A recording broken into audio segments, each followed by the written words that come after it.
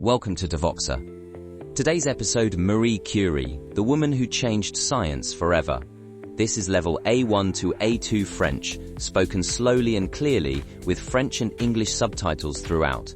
Let's begin. Aujourd'hui, nous parlons de Marie Curie. Marie Curie est l'une des scientifiques les plus importantes de l'histoire. Elle est la première femme à recevoir le prix Nobel. Et elle est la seule personne dans l'histoire à recevoir 2 prix Nobel différents. C'est une histoire incroyable. Commençons depuis le début. Marie Curie naît le 7 novembre 1867 à Varsovie, en Pologne.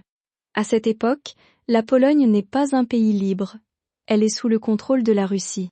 Les Russes interdisent aux Polonais de parler leur propre langue dans les écoles. C'est une situation très difficile pour toute la population polonaise.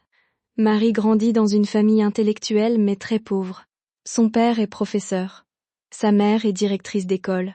Mais la famille perd beaucoup d'argent et la vie devient très dure. Quand Marie a 10 ans, sa sœur aînée meurt d'une maladie grave. 2 ans plus tard, sa mère meurt aussi. Marie est très triste. Mais Marie est aussi très intelligente et très courageuse. Elle aime les mathématiques et les sciences. Elle veut étudier à l'université.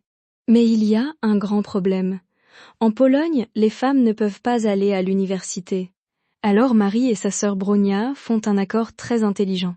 D'abord, Marie travaille et envoie de l'argent à Bronia pour payer ses études à Paris. Ensuite, quand Bronia termine ses études, elle aide Marie à venir à Paris aussi. C'est un plan magnifique. Les 2 sœurs s'aident mutuellement. En 1891, Marie arrive enfin à Paris. Elle a 24 ans. Elle s'inscrit à l'université de Paris, aussi appelée la Sorbonne. La vie à Paris est difficile. Marie est très pauvre. Elle habite dans une petite chambre froide. En hiver, il fait très froid. Parfois, elle n'a pas assez d'argent pour manger correctement. Mais Marie étudie très sérieusement.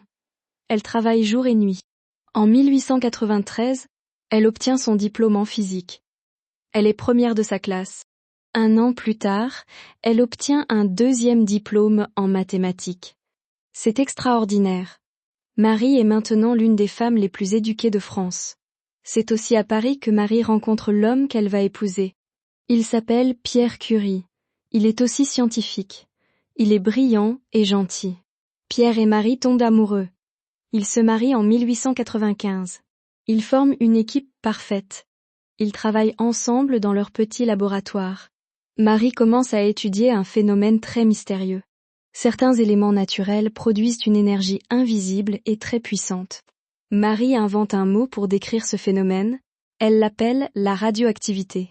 Ce mot existe encore aujourd'hui, dans toutes les langues du monde. En 1898, Marie et Pierre font une découverte extraordinaire. Ils découvrent 2 nouveaux éléments chimiques, 2 éléments que personne ne connaît encore. Le premier, Marie l'appelle le polonium en hommage à sa Pologne natale. Le deuxième, il l'appelle le radium. En 1903, Marie Curie reçoit le prix Nobel de physique. C'est la première fois qu'une femme reçoit ce prix.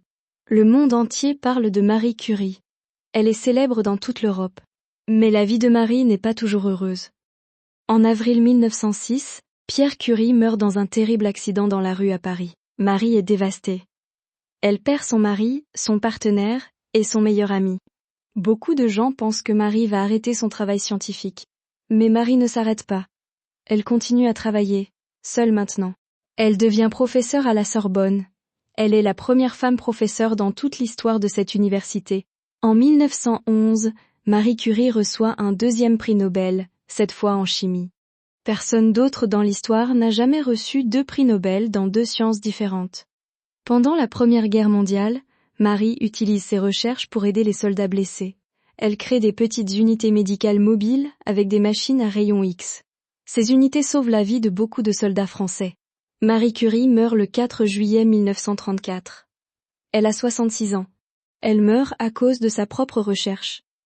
Les années de travail avec des éléments radioactifs ont détruit sa santé.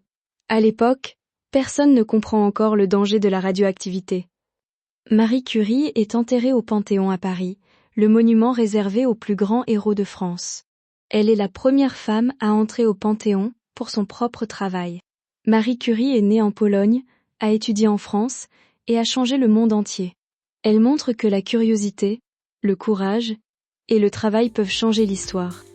That's the end of today's episode. Subscribe to Devoxer so you don't miss the next one. See you next time.